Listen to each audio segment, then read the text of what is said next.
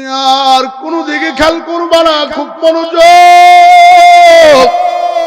আমার আলোচ্য বিষয় হয়েছে ইবাদত চলবে, বলো কার? একটু আওয়াজ দিয়া বলো কার? আল্লাহর নবী সরকার দু আলম নবী আমার এই বক্তব্যটাই মসজিদের ভিতরে দিচ্ছে সাহাবাই কেরামেরা রে, এক আল্লাহর ইবাদত করো, আল্লাহ ছাড়া অন্য কোনো প্রভু নাই, আল্লাহ ছাড়া অন্য কোনো মাবুদ নাই, ইলাহ নাই।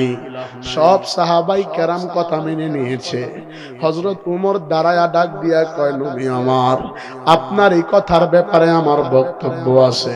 কি বক্তব্য? বলেছেন আল্লাহর ইবাদত করার জন্য, কথা সত্য, ইবাদত করলে আমাদের জন্য আল্লাহর পক্ষ থেকে ঘোষণা কি, আমাদেরকে কি দিবেন আল্লাহ তাআলা, এটা তো আপনি বলেন নাই। নবী বলে কথা সত্য। আল্লাহর নবী ঘাবড়ায়া গেছে। আল্লাহ পাক রব্বুল আলামিন জিবরাইলকে পাঠায়া দিছে, জিবরাইল নবীর কানে কানে গিয়া আওয়াজ শোনায়া দাও, সে যেন তাদের সামনে লজ্জিত না হয়।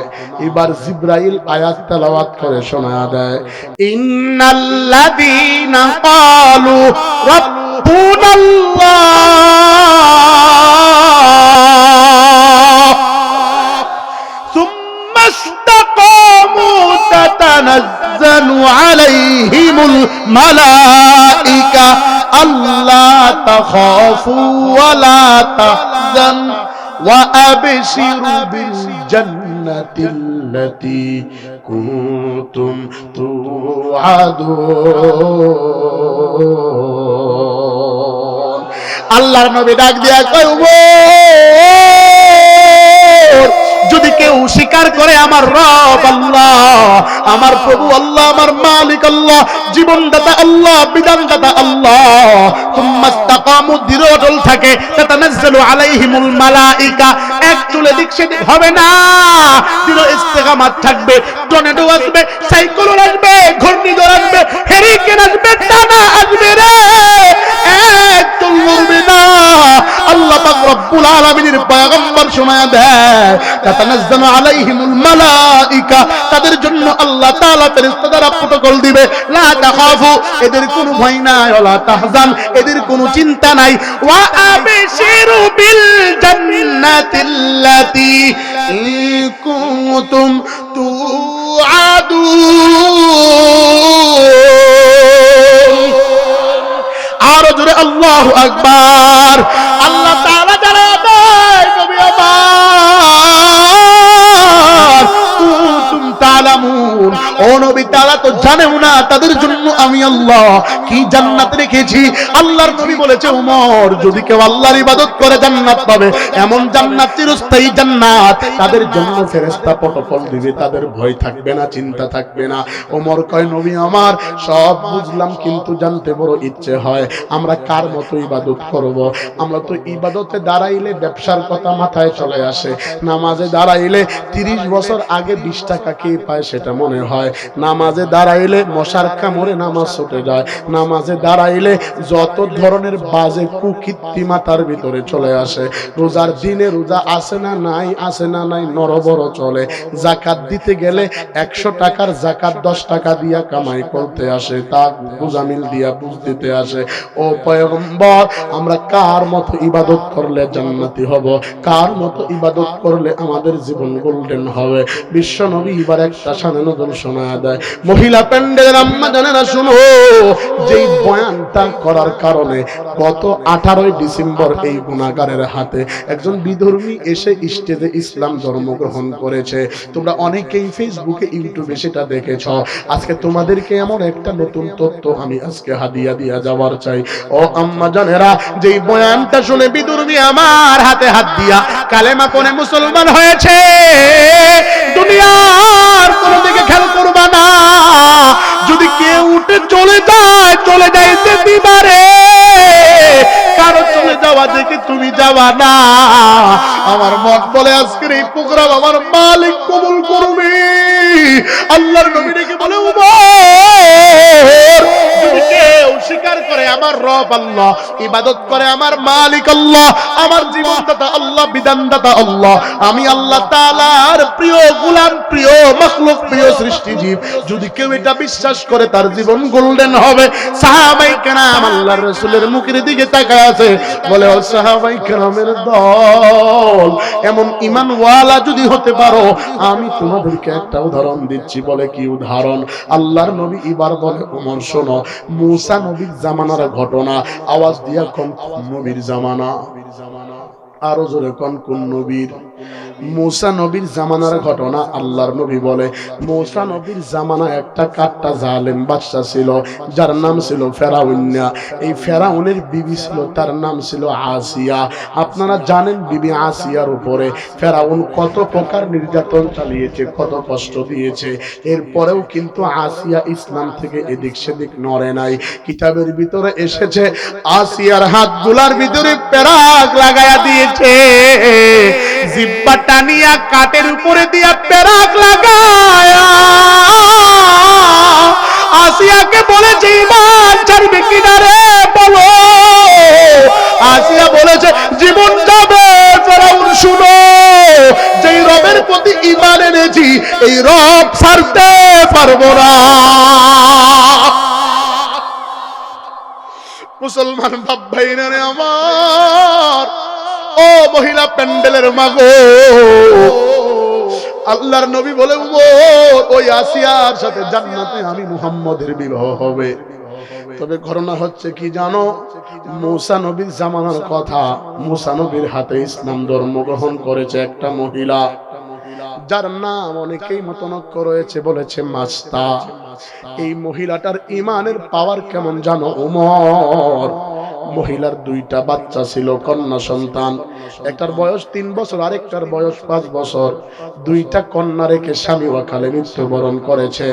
অভাবের সংসার চালাইতে পারে না। এই মহিলা ফেরাউনের বাড়িতে ধোপার কাজ নিছে। মহিলা প্যান্ডেলের আম্মা জানেরা একটু মনোযোগ লাগাও, পুরুষ প্যান্ডেলের বাপ ভাইয়েরা মনোযোগ লাগাও।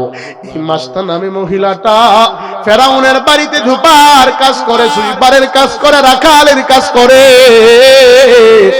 মাঝে মাঝে ফেরাউনের বাড়ির যাবতীয় কাজ সে আঞ্জাম দেয়। লম্বা কথা একদিন সংক্ষিপ্ত করে বলছি, মনোযোগ লাগা দাও। মাস্তা নামে মহিলা ফেরাউনের বাড়ির একটু কাজ হালকা হালকা কাজ পেয়ে আদরের দুইটা কন্যাকে সাজুগুজু করায় দেওয়ার নিয়ত করেছে। যেমন কথা তেমন কাজ। লম্বা কথা সংক্ষেপ, মাস্তা নামে মহিলাটা ছোট কন্যার মাথায় তৈল দিয়া চিরুনি করতেছে। চিরুনি করতে করতে হঠাৎ করে তাকায়া দেখে ছোট কন্যার চোখের কিনারায় পানি জমা হয়ে আসে।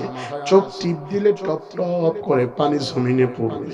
মাস্তা নামে মহিলা ডাক দিয়া কয়, বেটি আমার, বুঝলাম না কি তোমার কষ্ট, চোখের ভিতরে পানি কেন বলো? ছোট কন্যা কচি মুখে ডাক দিয়া বলে, মা আমার, আজকে কতদিন হয়ে গেল মা, বিকাল বেলা আমি আমার বান্ধবীদের সাথে খেলাধুলা করি মাগো, সব বান্ধবীরা বাবার কোলে চড়ে বাসায় যায়, আমার বাবার কোলে চড়তে বড় মনে চায়। ও মা বলো, আমি কি কোনদিন বাবার কোলে চড়তে পারবো না? আব্বারে কি কোনদিন আব্বা বলে ডাক দিতে পারবো না? আমার কি সেই সৌভাগ্য নাই? মাস্তা নামে মহিলা মুখের ভিতরে চাপ দিয়া বলে, বেটি আমার, কাটা গায়ে লবণের ছিটা দিবি না। বহুদিন আগে স্বামী মারা গেছে, মা বাবাও চলে গেছে, অভাবের সংসার চালাইতে পারি না। কষ্ট করে ফেরাউনের বাড়িতে দাসের কাজ করি, সুইপারের কাজ করি, রাখালের কাজ করি।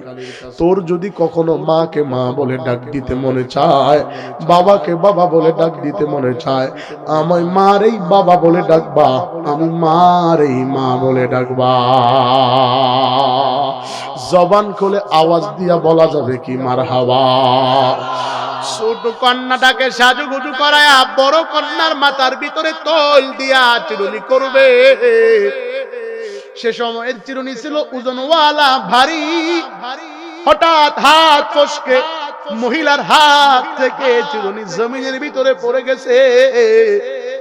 মহিলা জবান থেকে আওয়াজ তুলেছে ইন্না লিল্লাহি।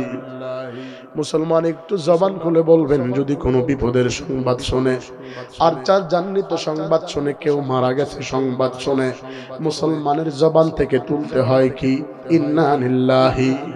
মাস্তা নামে মহিলাটা ইন্না লিল্লাহর আওয়াজ দিছে। বিসমিল্লাহ বলিয়া চিরুনি হাতে নিয়া বড় মেয়ের মাথার চুল আঁচড়ানো শুরু করে দিছে। কিন্তু দূরে তাকায়া দেখে ফেরাউন যে নিজেরে আল্লাহ দাবি করেছে, আনা রাব্বুকুমুল আলা, নিজেরে খোদা দাবি করেছে, তার আরেকটা দুচরিত্রা দাসী। এই ঘটনা মাস্টার এই ঘটনাটা চোখে দেখছে। স্বচক্ষে দেখার পরে সামনে এসে ডাক দিয়া কয়, মাস্তা কাজটা করলা কি মোটেও ভালো করো নাই। ফেরাউনের বাড়ির খাবার খাও, তার সাথে গাদ্দারি করেছ। তুমি যে ইন্না লিল্লাহর আওয়াজ দিছ, এটা তো মূসা নবীর আল্লাহর কথা। তুমি যে বিসমিল্লাহ বলেছ, এটা তো মূসা নবীর শিক্ষার কথা। বলো তুমি কি ফেরাউনকে আল্লাহ মানো না? তুমি কি মূসা নবীরে আল্লাহ মানো নাকি? বলো। মাস্তা নামে মহিলা বলে, এটা কি আবার বলার আছে নাকি রে বোন? আমি তো ফেরাউনকে আল্লাহ মানতে যাব কেন? ফেরাউনের রব যে আমারও রব সে। মহিলা ডাক দিয়া কয়, তাহলে তো বড় মুশকিল। মাস্টার তোমার নামে বিচার হবে, নালিশ দিব, মামলা করব, তোমারে কাঠগড়ায় দাঁড় করাবো। ফেরাউন তোমারে বড় ভালোবাসে, এবার তোমার নামে মামলা হবে। মাস্টার ডাক দিয়া কয়, যা খুশি তা করো, আমার সামনে কথা বলবা না। দুষ্ট মহিলা লম্বা কথা সংক্ষেপ ফেরাউনের কাছে যায় বিচার দেয়। ফেরাউন রে, তোর দাসী তোরে আল্লাহ মানে না। মাস্তা নামে মহিলা মূসা নবীর আল্লাহরে আল্লাহ মানে। ফেরাউন কথা বিশ্বাস করে না, বলে মুসলিম কোনদিন অভদ্র হতে পারে না, মুসলমানের আদর্শ এবং শিষ্টাচার সবচাইতে ভালো। বলে না না, মাস্টার ব্যবহার দেখে তো বোঝা যায় না, অবশ্যই মাস্টার ভালো আছে, তুমি মিথ্যা কথা বলতেছ। বলে না না, বিশ্বাস না হইলে তদন্ত কমিটি পাঠান। লম্বা কথা সংক্ষেপ ফেরাউন জল্লাদকে পাঠায়া দিল, খবর লাগাও। ফেরাউন জল্লাদকে পাঠায়া দিছে। জল্লাদ গিয়া দূর থেকে করুণ সুরে ডাক দিয়া বলে, বোন আমার, আমি তোর বড় মায়ের মতো তোরে বড় ভালোবাসি বোন আমার। এদিকে শুনো, তোমার নামে তো ফেরাউনের দরবারে নালিশ গিয়েছে, তুমি নাকি মূসা নবীর আল্লাহ রে আল্লাহ মানো, তুমি নাকি ফেরাউনের কে আল্লাহ মানো না। ও বোন বলো, ফেরাউন তো দুচরিত্রা দুষ্ট বেয়াদব কুলাঙ্গার, সে তো তোমারে হত্যা করে ফেলবে। সে যদি এই কথাটা জানতে পারে তোমারে মেরে ফেলবে। ও বোন আমার বলো, তুমি যদি আল্লাহকে আল্লাহ বলেই স্বীকার করো, এটা কলবে কলবে বলবা, আর জবান দ্বারা ফেরাউনকে আল্লাহ বলবা। তুমি তোমার মনে মনে আল্লাহকে আল্লাহ বলে ডাকিও, আর জবান দ্বারা ফেরাউনকে আল্লাহ বলো। এই কথাটা বারবার মাস্টারকে জল্লাদ বলতেছে, বারবার তাকিদ দিতেছে। মাস্টার ইমানের পাওয়ার কেমন দেখেন। মাস্টার ইমানের বলে বলিয়ান হইয়া ডান হাত বের করিয়া জল্লাদের গাল বরাবর একটা থাপ্পড় বসায়া দিছে। ডাক দিয়া বলে, মাস্টার ডাক দিয়া কয়, জল্লাদ শুনো, আমি যে মালিকের উপরে ঈমান এনেছি, ওই মালিকের অন্তর দ্বারা বিশ্বাস করা লাগে, জবান দ্বারা স্বীকার করা লাগে, সে অনুযায়ী কাজ করা লাগে। এই তিনটার বাহিরে গেলে সে আল্লাহর গোলাম হতে পারে না। থাপ্পড় খাওয়ার পরে জল্লাদ জলদি করে ফেরাউনের দরবারে গিয়া ডাক দিয়া কয়, ও জল্লাদ ডাক দিয়া কয়, ফেরাউন নেতাজি, কথা সত্য, মাস্টার তোমারে আল্লাহ মানে না, আমারে আঘাত করছে। এবার ফেরাউন তেলে বেগুনে জেগে উঠছে। বলে তাই নাকি? বলে হ্যাঁ।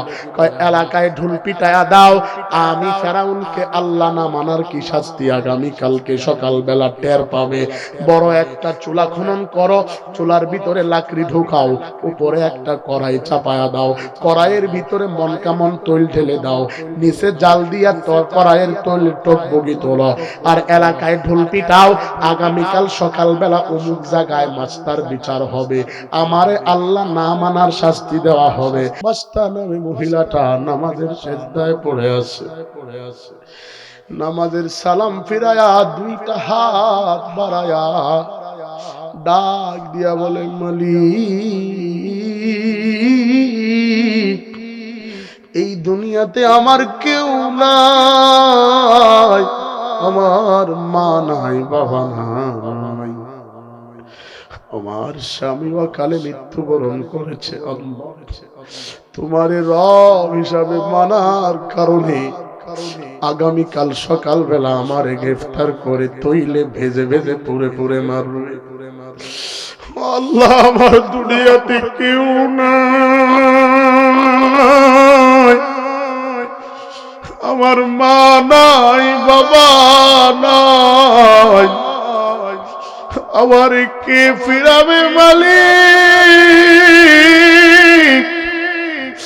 জাল্লাদ দূর থেকে তাকায়া তাকায়া দেখে দেখে চোখের পানি ছেড়ে ডাক দিয়া বলে, মাকামাতে হারিয়ে এসেছে সুদার প্রেম বিলাপ যদি করতাম আগে ভাগে, মনকে আমার প্রবোধ দিতাম লজ্জা পাবার আগে, কিন্তু সে যে আগে কেঁদে আমায় কাঁদিয়ে দিল, তাই তো আমার বলতে হলো মর্যাদা তার ভাগে।